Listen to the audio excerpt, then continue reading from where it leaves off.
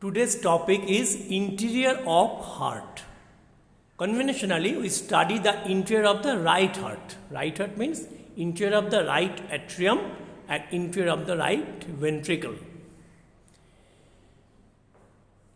The interior of the right atrium is divided into posterior smooth part and anterior rough part. And these two parts are separated by a raised crest known as the crista terminalis. Posterior smooth part of the right atrium is known as the sinus venerum, and this sinus venerum receives opening of the major veins like opening of the superior vena cava, opening of the inferior vena cava, and opening of the coronary sinus. See, the opening of the superior vena cava is not guarded by any valve, but opening of the inferior vena cava and opening of the coronary sinus are guarded by valves.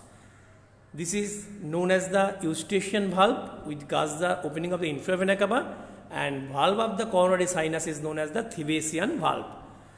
The valves are attached along the anterior margin of the opening. The inner aspect of the valves presents a concavity, and concave margin presents two horns. This is the right horn of the Eustachian valve, this is the left horn of the Eustachian valve. Apart from these three major veins, there are also some foramina, known as the foramina venerum minimerum, and this foramina transmits veni cordis minimis, and these veni cordis minimis are present in all chambers of the heart, but more numerous in intraatrial septum.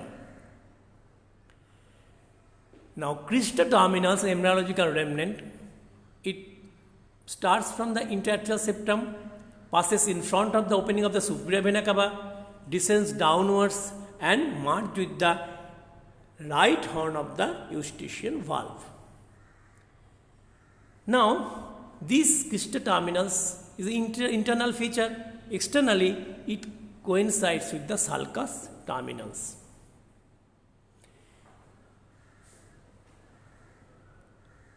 In the interior, you have to know the features present in the right side of the intraatrial septum.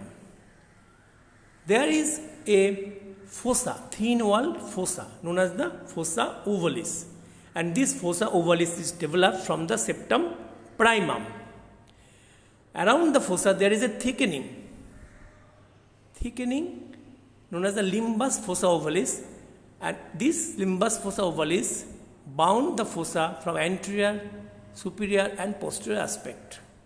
A limbus fossa ovalis is developed from the septum secundum, and anteriorly it continues with the left horn of the Eustachian valve. Now, there is a subendocardial thickening known as the tendon of Todaro.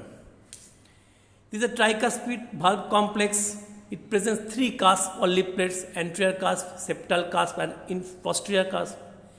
This green one is a septal cusp. So there is a triangle known as the triangle of Koch.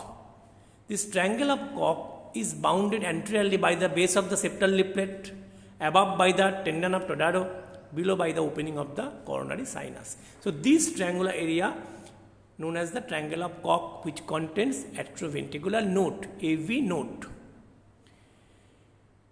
Now, there is a bulging or mild elevation in the upper and anterior part of the intraatrial septum known as the torus aorticus.